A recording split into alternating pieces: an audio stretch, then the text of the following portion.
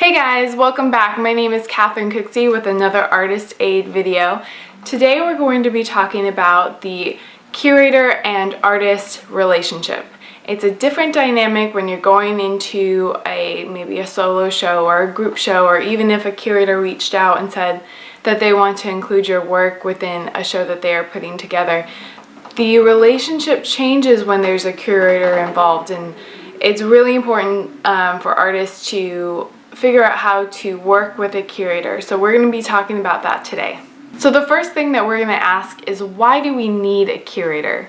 An artist is one who's making all the work, who has a clear vision of what they're trying to say within their work, the message behind it. Sometimes if they get a show, they know exactly where they want pieces to go within the space, and they don't understand why a curator is so important to putting together a really powerful show. Now, a curator's job is to come into an artist's studio and spend time with them, read their statement, ask them questions, understand why pieces are so important to the artist's concept, and put together a show that is the best communication for an outside person, an outside audience, to come into the space and understand what the artist is saying within their work.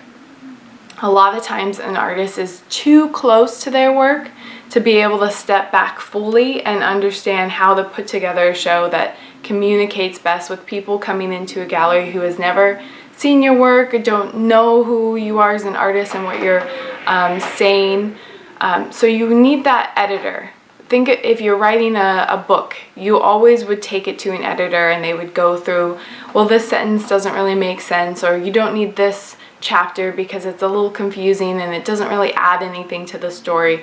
We're trying to make it the best way or an easiest way for our readers or our viewers to come away with understanding what the artist wants them to walk away with. That's what a curator does. Without a curator, you end up with shows that are overpacked with everything that the artist has created within this series or has ever created, and sometimes less is more. And so it's really difficult when you're an artist creating to edit, because every piece is so important to the journey of making a series that sometimes you don't know what pieces were leaping off point or an experimental piece to get to your signature piece. And a curator is going to really hone in on each piece and be able to edit out without having such a connection to each piece that the artist does.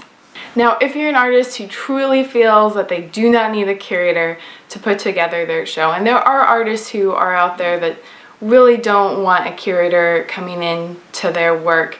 A lot of installation artists don't need a curator to come in and figure out how to put together a show with them. There are artists like that that don't want to deal with a curator. The problem is there's a limited amount of space that allows you to work without a curator. Most nonprofit galleries have either a curator or an installation team, a gallery director who kind of is the last person that decides where everything should go. Commercial galleries have a curator. Museums definitely have a curator. So if you're looking to have a show or a space that cuts out the curator, you either have to work with each individual place, like a nonprofit. You'll have to talk to them about not working with a curator, and they might let you, but it is a risk on them, so because it might not be a show that is the strongest without having that person to kind of go in there and edit. But another option for you is to have your own pop-up gallery space where you rent out an empty storefront, and then you have full power, full prerogative to set up a show however you feel that you would like to. And a lot of artists do have that ability to put together their own shows and make it very powerful, or even other artists, they can curate other artists' pieces as well and make it a really dynamic and powerful show.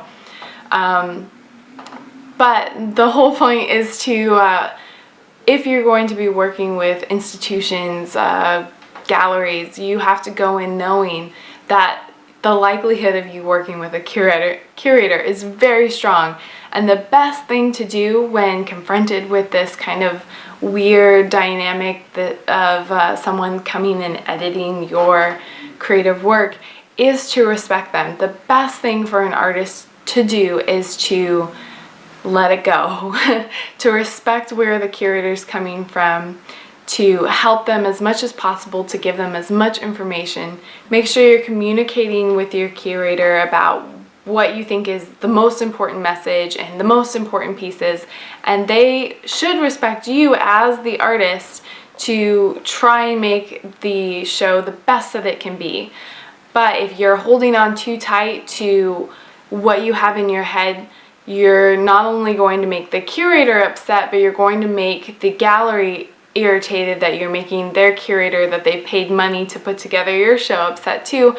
And then you won't be invited back most likely, and the curator will talk to their other curator friends and say that you're a terrible artist to work with, you're a diva, blah blah blah, and they won't want to work with you again, and then you'll be out of galleries who want to show you because you can't work with a curator. So for your art, for the viewers coming to see your art, and for your own reputation, just let the curator do their job. And one of the best things for an artist to do is to come into that space after the curator has put together a show and be able to just breathe and see your show in a completely different light than you have ever seen it before. And this is really powerful because you're taking all your artwork out of your studio, letting someone else put it on the walls, and you're seeing your art in a completely different light than you have ever seen it before.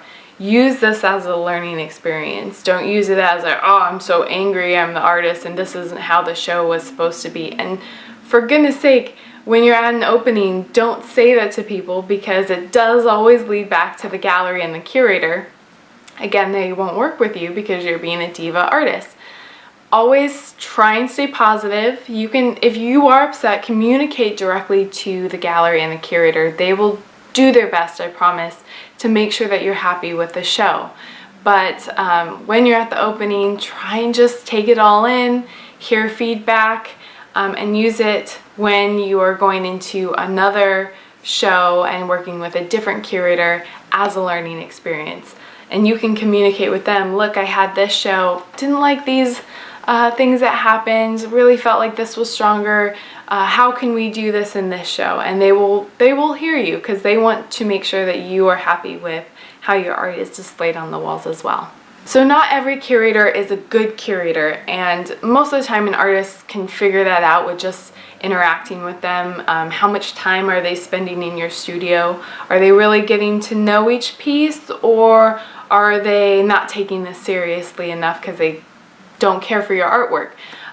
You want to make sure that as the artist, you are retaining what you are trying to say and your concept behind your work to the best that you can, without getting a curator in to manipulate what you as the artist are trying to say to best benefit the show that the curator is putting on. I've had this happen to me. I've had a piece in my studio. Curator came in, oh, I love this piece, I want this for this show, and of course, as an artist, you're very excited. You're like, yes, whatever it takes, I want to be in every show that I can get my artwork in. But at the end of the day, I didn't ask for a real clear idea of what the concept or the theme behind the show was, what connected all of our artwork together, because it was a group show. And looking back, I really should have stepped back, read the show description, and looked at my piece and said, does the show description and my piece really fit? Or is the curator trying to make my piece fit with their theme, changing the concept and the message behind the piece that I have in my studio. And it didn't. It completely changed the meaning behind the piece that I had, and in hindsight, even though I was excited to be included in a show, it's really undermines everything that you're trying to do as an artist. And so a curator, you have to be very careful, because I know that when you're accepted into a show, you're very excited, but opportunities will come your way without you having to lose what you are trying to say within your artwork. And just be careful, a bad curator will try and manipulate your artwork into what they're trying to say as a curator. So look out for that. I hope this was helpful. If you have any questions, let me know. And until next time, hope you're out there creating, and comment, like, and subscribe to this channel. Thank you.